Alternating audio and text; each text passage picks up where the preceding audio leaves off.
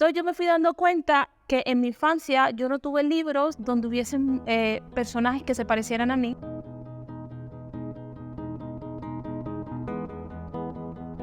Yo tenía muchísimos años ya trabajando con infancias y trabajaba con literatura infantil, pero realmente un día, llegando a mi casa, mi sobrina, a la que le leíamos mucho, se llama Solet, me presenta un libro que se llama La muñeca negra de Marigrueso y me dice, léeme el libro, ¿no?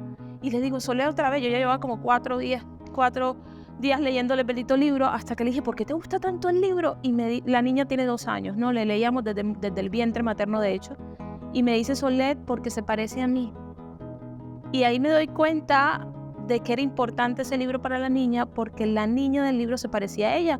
Y yo le decía, ¿se parece a ti cómo? Y me dice, es negrita, tía, así como yo. Entonces yo me fui dando cuenta que en mi infancia yo no tuve libros donde hubiesen personajes que se parecieran a mí. Y todo el tiempo, yo en ese momento llevaba 9 años como animadora y promotora de lectura, tampoco estaba presentándole a los niños con comunidades afro con las que yo trabajaba libros donde ellos se vieran referenciados.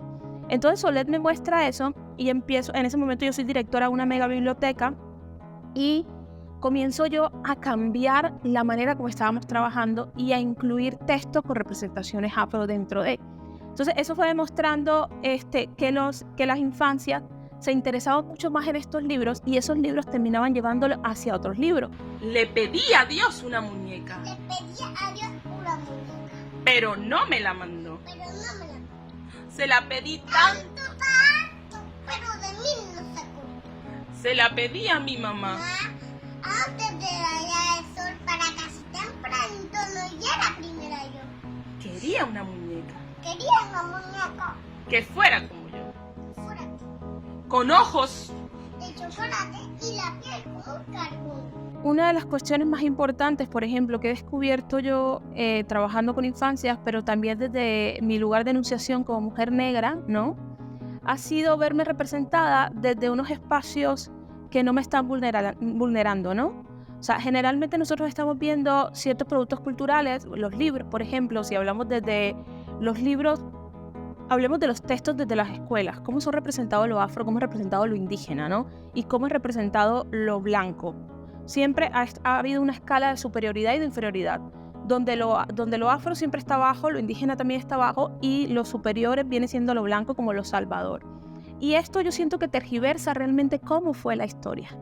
Y es una de las cosas que creo que es importante y sucede mucho cuando trabajas con las infancias, cuando tú les muestras a ellos que es que tú por ser negro no eres inferior o por ser indígena no lo eres. Sí, al contrario, a mí, por ejemplo, me pasó, bueno, yo leo mucha literatura, como se pueden dar cuenta, me encanta, pero yo tuve una revelación muy fuerte cuando tenía 21 años y me presentan el libro Changó el Gran Putas de Manuel Zapata Olivella, donde tú vas descubriendo todo un pasado y una ancestralidad afro riquísima, súper valiosa, donde tú te das cuenta que tu ancestralidad viene de reyes de alguna u otra forma y comienzas a entender realmente cómo fue esta cuestión de la trata transatlántica. A mí eso me abrió mucho los ojos, porque me permite como que adquirir ciertas herramientas para construir mi identidad, unos elementos. O sea, digamos que todo el mundo tiene una identidad, pero tus identidades están en construcción y son diversas identidades, ¿no? Que son contextuales, son relacionales y tú todo el tiempo vas adquiriendo ciertos elementos. Digamos que yo ya adquirí unos elementos que me sirvieron a mí para este proceso de concientización en torno a quién era yo y aceptarme incluso mi cabello, porque yo me lo alaciaba todo el rato, ¿no? Y es entender la fortaleza que tiene incluso mi cabello, ¿no? Entonces, partiendo desde ahí, cuando tú empiezas a trabajar con las niñas, con los niños, y empiezas a presentarles textos donde no están vulnerados, sino que están dentro de dinámicas contemporáneas, ellos comienzan a comprender incluso que son importantes porque aparecen dentro de algo tan importante como los libros, ¿no? Porque hoy en día, queramos o no, lastimosamente muchísima gente no lee, pero seguimos viendo los libros como referente, como que lo que está escrito es lo que es, ¿no? Y lo mismo pasa, por ejemplo, con la televisión. Cuando yo trabajaba con ellas en Mata Clara, con las niñas que yo tenía que estaban entre los 9 y 10 años, 11 años, porque ellas decían, pero es que ¿por qué no dicen que somos valiosas? ¿Quiénes aparecen en la televisión? ¿Quiénes son las protagonistas? Las blancas. Yo hice con ellas un ejercicio donde yo les pedía que pintaran lo que era una niña bonita. Y estamos hablando de niñas de tonos de pieles morenos, así, yo digo moreno como una tonalidad indígena, pero también estos tonos morenos como tonalidades más afro, todas esas niñas. Y ellas se pintaban rubias, cabello lacio, ojos azules, y cuando tú les preguntas por qué haces eso, dicen porque esas son las niñas bonitas. Yo le digo, pero cuando tú ves el espejo, ¿qué ves? ¿No ves una niña bonita? Y así, no. ¿Y qué ves? Veo una niña perseverante, ¿no?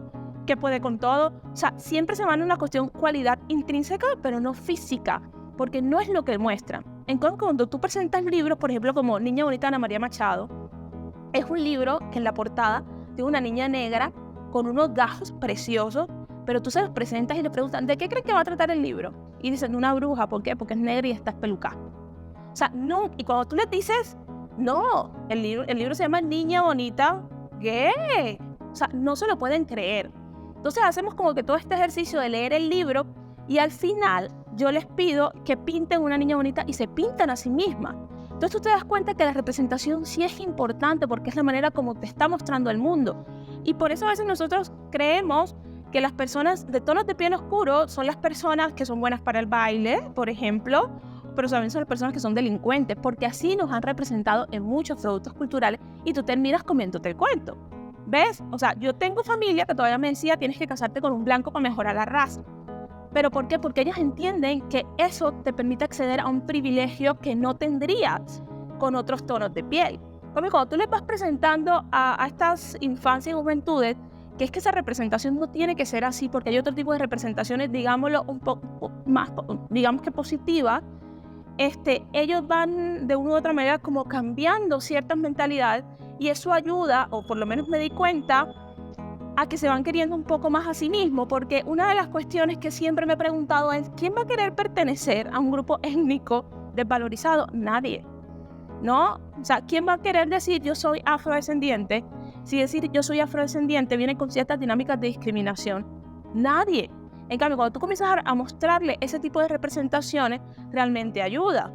Pero, como te lo comentaba antes del video, por mucho que nosotros querramos mostrarles productos culturales con representaciones positivas dentro de entornos contemporáneos, que no los excluyan, que no los vulneren, por mucho que nosotros querramos, la realidad es demasiado positiva con estos niños y estas niñas y a veces ellos pueden decir, ay, pero eso no es real, porque mi realidad es otra.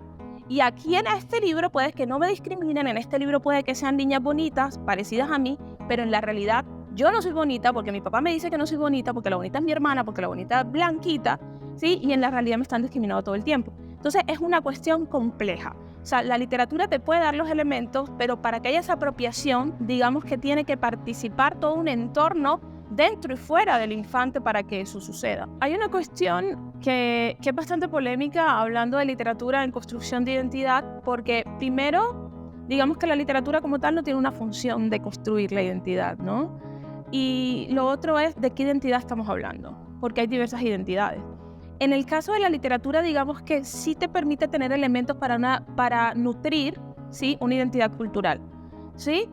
Y en el caso, por ejemplo, del trabajo que he estado haciendo, he podido descubrir que te da elementos para nutrir lo que es la identidad étnica, ¿sí? Pero hay muchos factores. Primero estamos hablando de que trabajo literatura en un país que es México o en otro país que puede ser Colombia, pero son países latinoamericanos donde los hábitos de lectura son muy bajos.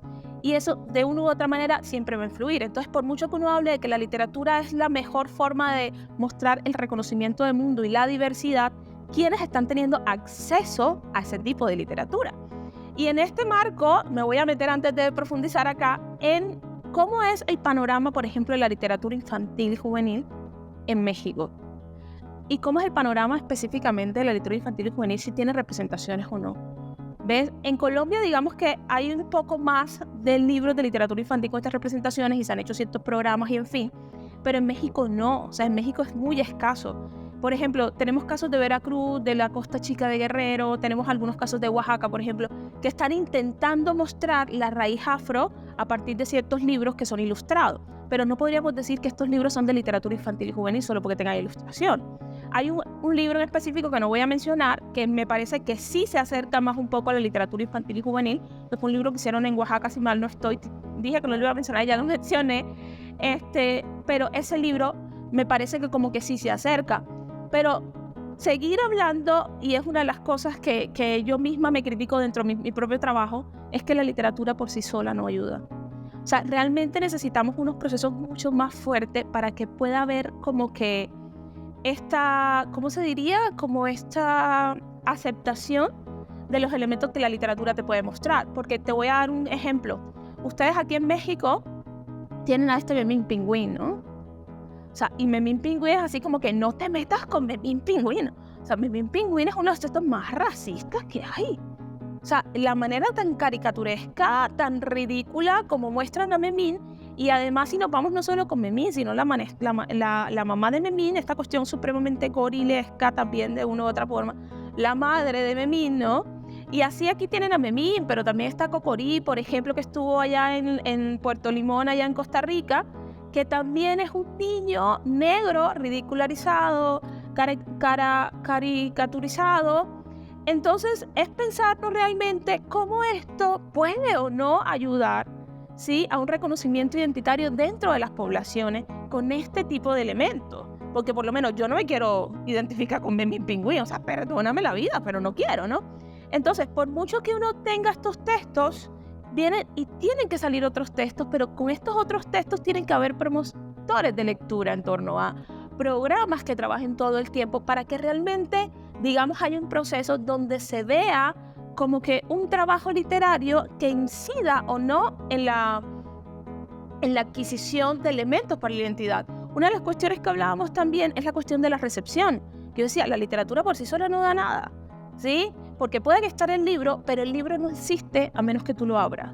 Entonces, aquí mucha gente, no digo aquí, digo en general, cree que leer es decodificar un texto y ya. No, es que pasan tres cosas. Está el que lo escribe, pero el que lo escribe tiene una intencionalidad. Y luego esa intencionalidad se ve reflejada en la manera como le lleva el texto literario, o sea, el mensaje que tiene allí, ¿no? Pero el punto es cómo le llega al lector. Si ese lector no tiene un bagaje, digamos que literario puede ser, pero también un horizonte del mundo de la vida, donde sus experiencias de una u otra forma lo ayuden a identificar las pistas que le da el texto, no va a llegar. Porque, por ejemplo, yo tuve bebetecas, de hecho, en Cartagena, y a mí ningún niño me dijo lo que me dijo Soler. Pero estamos hablando de una niña de 2 años que le leen desde el vientre materno, que le leen un montón, que la niña lee además, y la niña identifica que los personajes se parecen a ella. Ella le halla el sentido al texto, pero no fue el texto por sí solo. Hay una construcción de sentido que se da dentro del texto. Entonces es una de las cosas que hay que trabajar mucho más en México. ¿Por qué? Porque no se trata de simplemente entrega libro porque la literatura te salva la vida. Hay que leer. No. ¿Cuáles son las herramientas realmente que tienen estas infancias para poder entender el sentido que tiene el texto y para poder ir tomando esos elementos en la construcción de sus identidades? Pero estamos hablando de entornos, por ejemplo, en el caso de las comunidades afroindígenas, los niños tienen demasiados factores sociales y económicos que no permiten. O sea, por mucho que uno diga, ay, no, tienen que leer y vamos a leer. A ver, estamos hablando de niños que muchos están muriendo de hambre. O sea, ¿tú realmente crees que los papás se van a querer dedicar a que los niños lean cuando están preocupados a darles de comer? Entonces, realmente hay que mirar no la literatura como una cuestión salvadora, sino como un apoyo dentro de una necesidad de un cúmulo más grande de apoyos para que suplan los factores socioemocionales, económicos que tengan las infancias para que realmente pueda contribuir, digamos, de una u otra forma a nutrir de elementos a estas identidades, lo que pienso yo. Yo lo primero que creo que cada persona tiene que hacer es autorreflexionar del por qué hacer eso es importante. Sí, o sea, ¿por qué entregarle a un niño libros con representaciones afro desde lo positivo, que no los vulneren, es importante? Y yo te diría que desde allí se van encontrando herramientas, porque tú te vas dando cuenta, por lo menos en el trabajo que llevamos, es de las discriminaciones tan crueles que están sufriendo las infancias y las adolescencias dentro de los entornos educativos, pero fuera también en otros entornos de socialización. ¿Sí? Entonces la pregunta ahí, a partir de esto, es mirar no solamente con la literatura, sino también con otras herramientas. Una de las cosas, por ejemplo, que yo les diría a ustedes que están haciendo la cuestión de audiovisuales es cuenten la historia real. O sea, cuenten la historia como es, ¿sí? No muestren historias como la del cuadro que estamos viendo al final, donde Hidalgo tiene los ojos azules y es supremamente blanco, sí, que siguen esta cuestión de la superioridad, ¿no? Hay un autor que me gusta muchísimo que es Enrique Dussel, y Enrique Dussel, él habla de que si nosotros le contamos realmente a los niños, a los adolescentes, a los adultos jóvenes incluso, cómo fue la historia, vas cambiando, ¿sí? Hablemos un poco de cómo son las palabras. Ya es hora de dejar de decir esclavo, o sea, esclavizado. Mira, cuando tú trabajas con un niño y tú le dices, es que tus ancestros no fueron esclavos, fueron esclavizados, eso cambia inmediatamente la manera como el niño se concibe y se ve a sí mismo. ¿Ves? Porque lo esclavo habla de una cuestión inherente. O sea, yo ya fui esclavo, pero cuando hablas de esclavizado te habla de toda una cantidad de acciones de maltrato que recaen sobre las personas. Entonces yo creo que hay que empezar desde ahí. Es comenzar a desgranar la historia y realmente a contarla como es y comenzar también a desmitificar esta cuestión de la creencia de razas. Es que las razas no existen. Y ya es hora de que comencemos a trabajarlo desde las infancias. Las razas no existen. El color piel no es el color beige. Existen miles de colores piel, ¿sabes? Y la raza no existe biológicamente, pero existe socialmente. Y yo sí creo que hay que hablar de eso. Hay que comenzar a decir, es que no existe biológicamente porque fue una creación de jerarquización para subyugar a unas personas, para sacarles dinero, de por qué lo indígena está hoy pobre, por qué la gente afro es tan pobre. Es que esto viene de toda una construcción histórica. Y parece mentira, pero cuando tú le explicas todo eso a los niños y a los adolescentes, inmediatamente su sentido de pertenencia o esa identidad étnica les va cambiando. Pero a veces nosotros tendemos a subestimar a las infancias y a las juventudes y no les contamos las cosas como son. Y seguimos multiplicando lo mismo que nos presentan estos libros de texto, donde el blanco es El Salvador, que vinieron a descubrir América. ¿Quién te dijo que vinieron a descubrir América? O sea, ustedes no tenían aquí Tenochtitlán cuando allá en estas otras ciudades no existía ninguna ciudad tan civilizada, digámoslo así, tan evolucionada. Óyeme, ¿qué tal que tú le hables a un niño de eso y decirle, mira, es que los dueños de la tierra realmente son los indígenas? No, incluso los esclavizados fueron traídos. Los europeos no vinieron a descubrir, por Dios, mandaron a lo peor de Europa, lo mandaron para acá. Sí, que eran toda esta gente que sacaban de la cárcel, la corona los sacaba y van a ver qué descubren y qué oro le sacan y toda esta gente. Muchas de las cosas que me decían los niños es, ay, pero es que las personas afro son más fuertes, la genética, y en cambio los indígenas no, es que eso también tiene una construcción histórica. O sea, las personas indígenas no estaban acostumbradas a todo ese trabajo. O sea, ¿quién va a trabajar bajo enfermedades que también los trajeron los europeos? Yo creo que eso es una de las cosas que hay que decir también.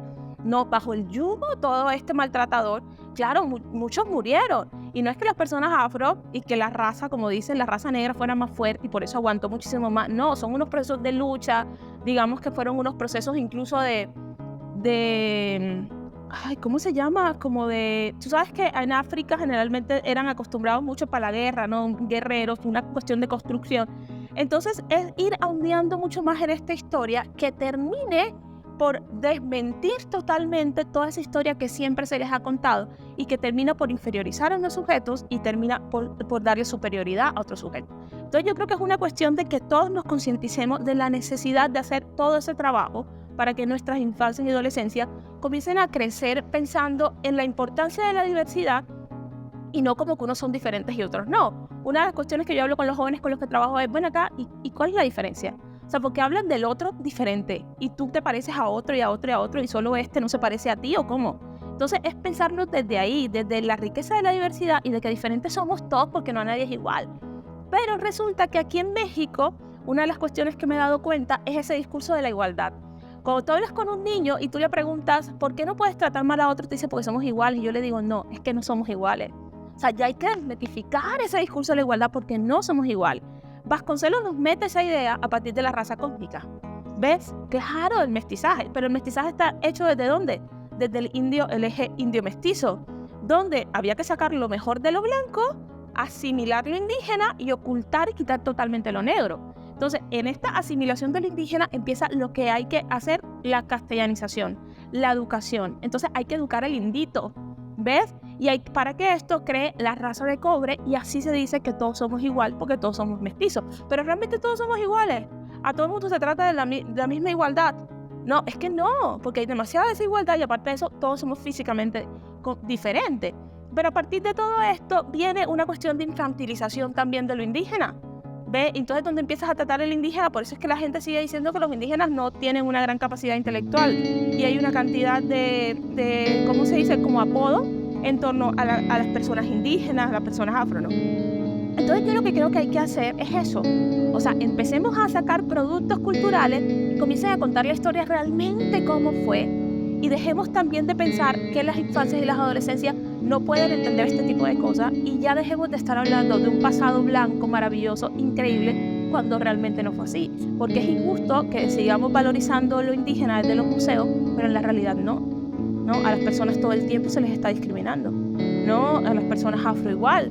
Porque tú puedes decir, ay, es que tenemos que hablar de que hay un pasado afro aquí, pero ¿en qué condiciones están también las personas afro? ¿No? ¿Y a qué deriva? Yo por eso cuando dicen, ay, es que las personas son muy pobres, ¿pero de dónde viene? O sea, ¿son pobres por qué? ¿Porque quieren? ¿O por todas las desigualdades que eso suscita? Entonces mi papá, cuando la ciénaga llegaba hasta su casa, le tocaba armar y desarmar su casita. Y mi papá vendía pescado, vendía, incluso decía que bolitas de marihuana las tenía que... Él ni sabía lo que hacía, ¿no? Estaba chiquito. Y mi abuela era una mujer, una cocinera analfabeta de estas casas de la gente de dinero. Y adivina cómo le decía a mi abuela a sus patrones: los blancos. Entonces ella trabajaba donde los blancos, ¿no? Entonces mi papá todavía habla así. Y dice, ella me llevaba donde los blancos y un día yo me doy cuenta que hay una cantidad de cosas así en la pared. Y yo veo que en mi casa, que además no había nada, pues eso tampoco lo había. Y ella le pregunta a mi abuela que qué era eso. Y mi abuela le dice que la diferencia entre los ricos y los pobres. O sea, para mi abuela la diferencia no era toda la opulencia que tenía la casa ni la comida, porque mi papá decía que él se acostaba a dormir, mi abuela llegaba a las 9 y lo levantaba para darle de comer, eran como 8 hermanos, sino los libros. Mi papá dice que si eso lo iba a hacer rico, pues se iba a leer los libros, y mi papá empieza a leer, ¿no? Y le prestaban libros y todo, y mi papá se vuelve muy buen estudiante, bueno, todo. Pero eso no lo saca de pobre. Porque tú sabes que la mentalidad a veces en muchos casos, cuando tú no tienes dinero, logras tener un poco de dinero, te despilfarras el dinero. Eso pasó con mi papá. Pero lo que sí hizo mi papá fue que él vio que en él todo cambió, ¿no? Él fue el único que logró salir adelante, por ejemplo, de todo su entorno y toda esta historia. Y él empieza a inculcarme el gusto de la lectura desde pequeña. Entonces yo siento que eso es lo que a mí personalmente me salvó la vida. O sea, me sacó de las dinámicas de pobreza en las que yo vivía, porque yo empecé a entender que el mundo podía ser diferente a lo que yo veía. O sea, ese mundo de hambre que yo veía, es que mis primitas se iban por ahí, tenían miles de embarazos, sabe Dios de qué pandillero, que esa no tenía que ser mi realidad. Y la literatura me mostró eso, o sea, en mi caso, ¿no? Entonces luego cuando yo empiezo a trabajar con la literatura, que hice todo lo que hice y todo esto, me voy dando cuenta que las niñas que estudian, que están conmigo, que todavía permanecen conmigo, se están dando cuenta de lo mismo. Entonces ya se dan cuenta que esa realidad cambia. O sea, yo no tengo por qué quedarme en esta casa, porque yo puedo hacer otras cosas con mi vida, puedo estudiar. Y una de las cosas, por ejemplo, en los clubes de discusión, es que las chicas que tienen un sentido crítico más fuerte en torno a la realidad son las que más leen. Es como una de las cosas que me ha demostrado como que todos estos proyectos en torno a la literatura, porque tengo chicas desde los 7, 8, 9 años que tienen un sentido crítico y hablan y pelean y discuten y luchan. Como chicas de 15 años, tengo el caso de una muy buena aquí en Jalisco que se llama Carolina, que no es un espectáculo. Tú hablas con ella y la manera como habla, y en estos días conocí a otra que se llama Regina, que también le gusta un montón la literatura. Entonces tú te das cuenta que la literatura sí hace algo dentro de nosotros, y es como que eso es lo que yo siento que me gustaría, ¿no? Que Latinoamérica se comprometiera mucho más en esta creación de hábitos de lectura, pero mirando también cómo subsanar ciertos factores que impiden este hábito, ¿no? Otra de las cuestiones es que realmente los jóvenes sí están sufriendo. Sí, tengo casos de chicas que han intentado. Yo tengo el caso de una chica en Veracruz que ella sufrió tanta discriminación por su profesora. O sea, partiendo del hecho de que la profesora la quería obligar a bailar porque tenía que bailar porque era negra. O sea, la chica no quería, pero le jalaba el oído. Tienes que bailar porque es negra, ¿no? Y los trataba hacia los más negros del salón, o los separaba. Como los más blanquitos aquí, los más negritos aquí. Allá en Veracruz, toda la historia, y al final descubren que es que la niña sufría tanta discriminación étnico-racial que no quería ir a la escuela. Y así como ese caso, hay un montón de casos, incluso de chicas de Veracruz que han ido a estudiar a Monterrey, las han discriminado horrible y se regresan y no terminan la maestría. Entonces tú te das cuenta que aunque México dentro del discurso oficial no exista racismo, no quieren hablar de racismo, sí existe un racismo. Y es terrible. O sea, cuando yo me acerco a una institución educativa y digo voy a trabajar racismo, la gente no me acepta igual que si digo discriminación. Parece que la palabra discriminación fuera como más suave que hablar de racismo, o sea, como que los enfrenta. Pero hay que hablar de racismo porque la gente sí lo está viviendo. Mira, te lo digo por experiencia propia, que aquí, por ejemplo, en Jalisco, yo no me atrevo a salir mal vestida, jamás. ¿Por qué? Porque es que una cosa es que yo sea negra, pero parezca, como dicen por ahí, norteamericana, o sabe Dios de qué otro país, parezca de dinero, porque eso afecta a la clase social. a otra cosa es que yo parezca centroamericana. El trato es completamente diferente. Y peor le va a las personas que son más morenitas, pero tipo más indígena mexicana, como el caso de una compañera que ya hemos hecho el experimento. Ella entra a un lugar y no la tratan tan bien. Entro yo y a mí sí me tratan bien. ¿Por qué? Porque el tono de piel también te habla de una clase social, pero el tono de piel ligado también con un modo de vestir y ciertas cuestiones. Porque he hecho también experimento, digámoslo así, con los estudiantes y decimos, bueno, a ver, ¿quién en este salón tiene mayor privilegio, no? Entonces hay muchos que van a escoger a la chica que es blanquita, pero en otros estados han escogido al chico morenito. Y yo pregunto por qué, dice porque tiene muy buenos zapatos. Entonces eso le da una clase social. Entonces son demasiados factores que influyen aquí en México y mucha gente te dice, es que en México no existe racismo y clasismo. No, hay una racialización de clase social, que es otra cosa diferente. Entonces yo creo que es importante como que seguir profundizando en eso, porque sí existe la discriminación, así como ahorita el caso sonado de Sonora Grill, de que se separan y todo, hay muchísimos más casos y es una de las cosas que, por ejemplo, me he dado cuenta en la investigación. Entonces yo diría como esas dos cuestiones, ¿no? Como la importancia de la creación del hábito de lectura y la importancia de visibilizar el racismo en México. Bueno, una de las cuestiones, por ejemplo, en la adquisición del hábito de la lectura es que digamos que los niños, las niñas son seres autónomos, ¿no? En muchos casos. Pero nosotros vamos adquiriendo una imitación, vamos a imitar a otro. Entonces, por ejemplo, cuando yo trabajo con niños, yo trabajo siempre con padres. ¿Por qué? Porque a mí me da mucha risa cuando el padre dice, pero ¿cómo haces para que lean? ¿No? Y yo le pregunto a papá, ¿y tú lees? Y dice, no. Y yo, por eso tu hijo no lee.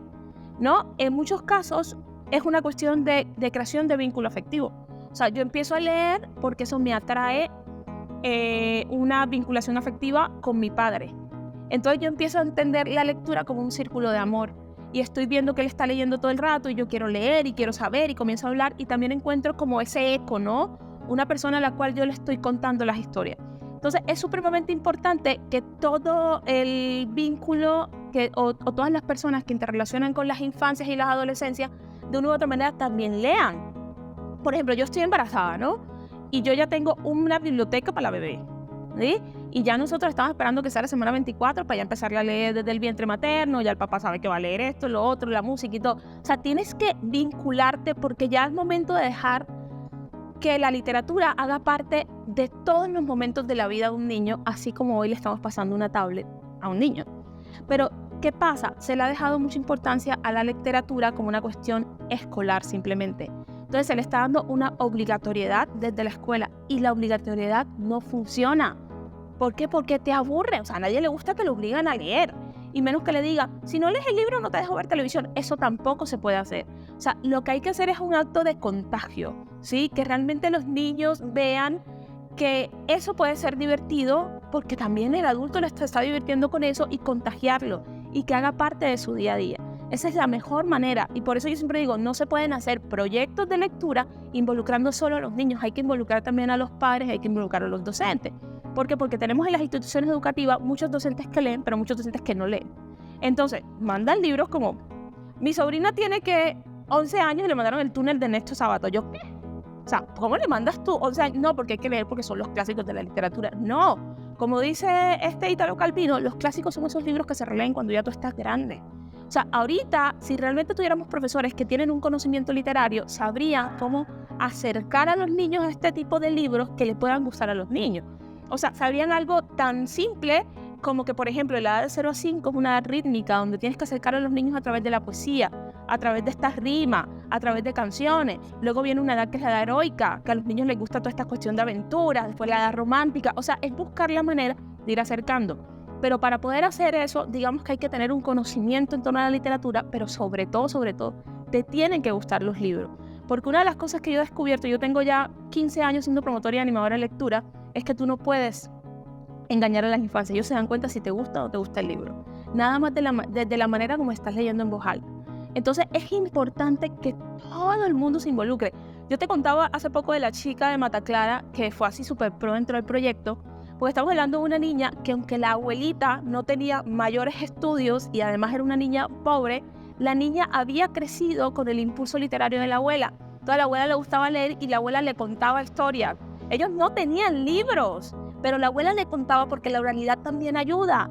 ¿no? Entonces, en los libritos de la escuela, ella medio prestaba libros y la abuela ayudaba y le contaba y todo, y la niña crea un hábito de lectura y ella va a bibliotequitas y lee, la mamá la lleva a las bibliotecas y lee toda esta historia, y eso le permite a la niña tener ciertas herramientas de apropiación en torno a los libros que yo le mostré, ¿no? Entonces, siempre es importante que todos los que estén alrededor de las infancias se involucren en la creación del hábito de lectura.